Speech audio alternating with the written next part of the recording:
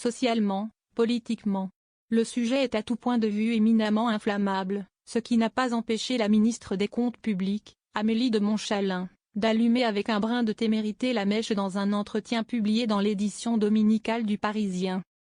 Pour faire ses 40 milliards d'économies sur le budget 2026, le gouvernement entend s'attaquer aux niches fiscales, et parmi elles, à titre personnel, Amélie de Montchalin n'écarte pas l'abattement fiscal de 10% dont bénéficient les retraités.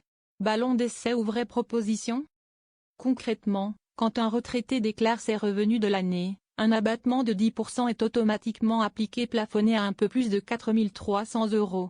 Cet abattement fiscal a été introduit en 1978 pour mettre les retraités à égalité avec les actifs qui bénéficient eux aussi d'une déduction fiscale automatique de 10% de leurs revenus, pour frais professionnels. Selon la Cour des comptes, l'abattement des retraités représente 4,5 milliards d'euros de manque à gagner pour les finances publiques. Sauf que dans la Macronie, comme du reste dans une bonne partie de la classe politique, c'est bien connu, toucher à la mèche des retraités, c'est prendre le risque de ne jamais retrouver l'extincteur.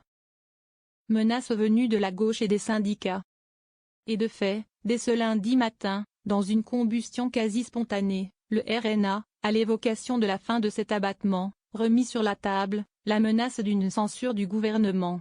Plus ils sont mauvais, plus on paye, mais où on est?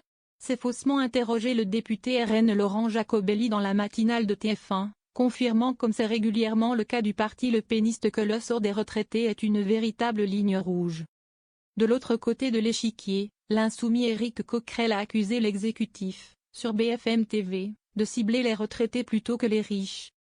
Surtout alors que le printemps s'annonce déjà compliqué pour François Bayrou, son audition sur Betaram, les congrès LREPS qui pourraient bousculer la stabilité de l'exécutif, ou encore la fin du conclave sur les retraites, la sagesse appelle à ne pas minorer les colères des corps intermédiaires.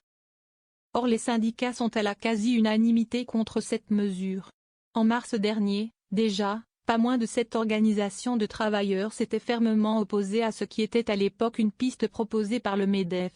Seule la CFDT semble ouverte à la discussion sur cette mesure, qui a par ailleurs le soutien de Gilbert Sette, économiste proche de Macron, et président du corps. Autant dire qu'après un conclave qui sera forcément décevant pour les centrales qui exigeaient un budget sur la retraite à 64 ans, les syndicats pourraient être tentés d'installer un bras de fer dans la rue. Comme il l'avait d'ailleurs déjà fait en 2017 lorsqu'Emmanuel Macron avait voulu augmenter la CSG pour les retraités. Une fragilisation du socle commun.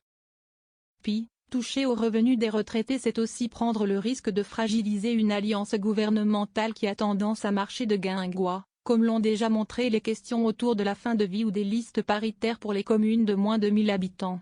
Ainsi Laurent Wauquiez, certes en plein duel avec Bruno Retailleau pour prendre la tête de LR, n'a pas tardé à tenser radicalement une mesure qui augmenterait les impôts des retraités. Même Carl Olive, député Ensemble pour la République et macroniste convaincu, est fermement opposé à la suppression de l'abattement fiscal.